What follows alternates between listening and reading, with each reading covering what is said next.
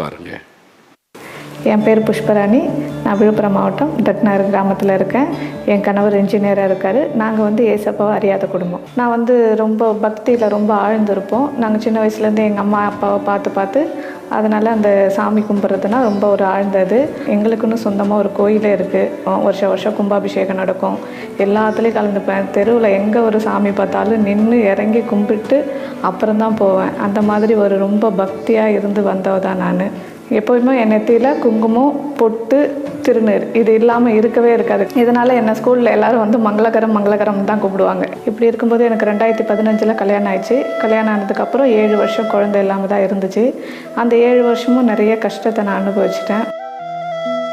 நைட்டானாவே என்னால் அழாத நாளே நான் இல்லை. படுக்கும்போது என் தலைமையில் கண்ணீர் படாத நாளே கிடையாது. பயங்கரமான பாதிப்பாக இருக்கும்.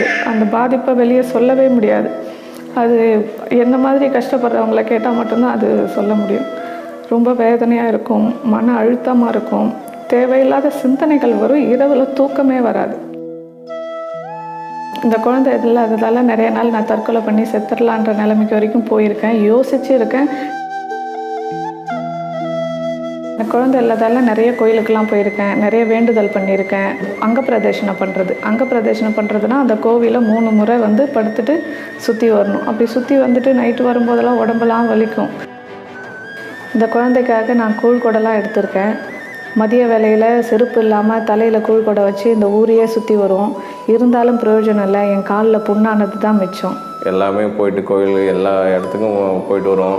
அதே மாதிரி ஹாஸ்பிட்டலும் போய் பார்த்தோம், ட்ரீட்மெண்ட்டும் பார்த்தோம், முடியல, எதுவுமே முடியல. கடைசியாக ஒரு நூடடிச்சு தான் அப்படியே விட்டுட்டோம். நாங்கள் கொஞ்ச நாள் விட்டுட்டோம்.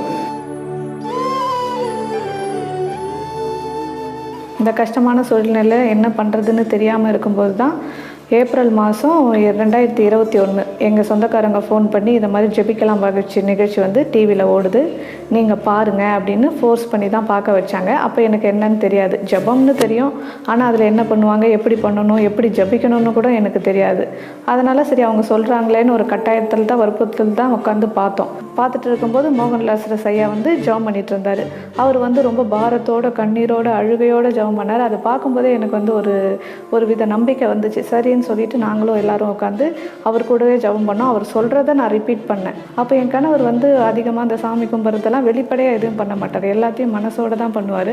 அப்படி இருக்கும்போது அவர் திடீர்னு என் வயிற்றில் கை வச்சு பண்ணும்போது எனக்கு ஏதோ ஒரு மாற்றத்தில் தெரிஞ்சுது. ஒரு கரண்ட் ஷாக் அடிக்கிற மாதிரி தெரிஞ்சதுன்னு நான் பயந்துட்டு கண்ணை திறக்கும்போது என் கணவர் ஜெபம் பண்ணிகிட்டே இருக்காரு. ஆனால் அந்த உணர்வு மட்டும் எனக்கு இருக்குது. ஒரு கரண்ட் ஷாக் என் இடுப்புலேருந்து கீழே வரைக்கும் மட்டும்தான் தெரியுது.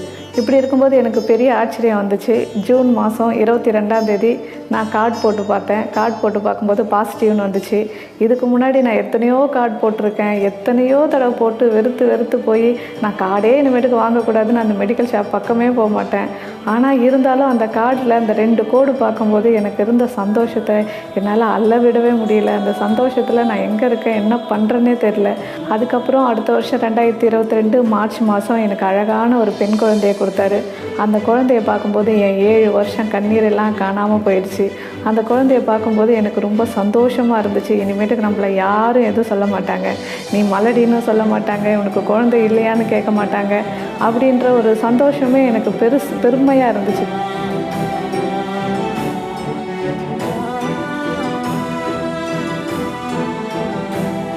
இந்த ஏசப்பா இந்த குழந்தையை கொடுத்ததால நானும் என் கணவரும் ஏசப்பாவை சொந்த ரட்சகராக ஏற்றுக்கொண்டோம். எங்களுக்கு கிடைச்ச அற்புதத்தை பார்த்து விசுவாசம் அடைஞ்சு எங்கள் ஃபேமிலியில் இருக்கிற எங்கள் அப்பா, அம்மா, அண்ணன், தம்பி எல்லாருமே ஏசப்பாவை சொந்த ரட்சகராக எடுத்துக்கொண்டாங்க. நாங்கள் வாரம் சர்ச்சுக்கு போவோம். நான் காலையில் 1 மணி நேரம், ஈவினிங்கில் நைட்டில் 1 மணி நேரம் ஜெபம் பண்ணிட்டு தான் படுப்பேன். ஏசப்பா தான் உண்மையான கடவுள். ஏன்னா என்ன மாதிரி பக்தியாக யாரும் இருந்தது கிடையாது. நான் எவ்வளவோ பரிகாரங்கள், எவ்வளவோ செலவு பண்ணியிருக்கேன், எவ்வளவோ கோயில் குளங்கள் போயிருக்கேன். ஆனால் அங்கெல்லாம் கிடைக்காதது ஏசப்பா கிட்ட வந்ததுக்கப்புறம் எனக்கு கிடைச்சிருக்கு. அவர் தான் உண்மையான தெய்வம். இந்த அற்புதத்தை ஏசப்பால் மட்டும்தான் செய்ய முடியும்.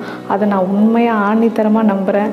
ஃபஸ்ட்லாம் நான் என் கஷ்டத்தை யாருக்கிட்டையாவது ஒரு கடவுள்கிட்ட போய் நான் சொல்லும்போது நான் மட்டுமே பேசுகிற மாதிரி இருக்கும். நான் போனேன், அழுதேன், சொன்னேன், வந்தேன், அந்த மாதிரி தான் இருக்கும். ஆனால் இப்போ எனக்கு யாரோ பதில் தர்ற மாதிரி இருக்குது. நான் ஒரு ஃப்ரெண்டுக்கிட்ட சொன்னால் அந்த ஃப்ரெண்டு என்னை எப்படி தேற்றுவாங்களோ, எப்படி இல்லை எல்லாம் சரியாக போய்டும்னு சொல்லுவாங்களோ, அந்த மாதிரி ஒரு மன நிம்மதி இருக்குது. அதை போய் நான் என் கவலை, கண்ணீர் எல்லாமே இப்போ வந்து நான் யார்கிட்டையுமே ஷேர் பண்ணுறதில்ல, ஏசப்பா கிட்ட மட்டும்தான் ஷேர் பண்ணுறேன். அப்படி சொல்லும்போது திடீர்னு அது மாறுது, அது மறையுது, அது பதில் கிடைக்குது. அப்படின்னும்போது ஓ, பேசுகிற தெய்வம் இவர் தான் போல் அப்படின்ற ஒரு நம்பிக்கை வந்துச்சு எனக்கு. ஏன் இவ்வளோ நாளை நம்ம வேஸ்ட் பண்ணிட்டோம், எல்லோரும் சொல்லும் போதே நம்ம பார்த்துருக்கலாமே, இல்லை அறிஞ்சிருக்கலாமே, நம்ம படித்து என்ன பிரயோஜனம், இவ்வளோ பகுத்தறிவு இல்லாமல் இருந்துட்டோமே, அறியாமையில் இவ்வளோ நாள் இருந்துட்டோமேன்றது ஒரு மனசுக்குள்ளே ஒரு வேதனை இருக்குது தான். இது முன்னாடியே இருந்தால் இந்த 7 வருஷ கவலை நமக்கு இருந்திருக்காதுல்ல. 7 வருஷமாக குழந்தை இல்லாமல் நாங்கள் என்னுடைய கண்ணீரையும், என் கவலையும், என் துக்கத்தையும், என் பாரத்தையும் ஒரே நாளில் மாற்றி போட்ட என் ஏசப்பாவுக்கு கொடான கொடி நன்றி.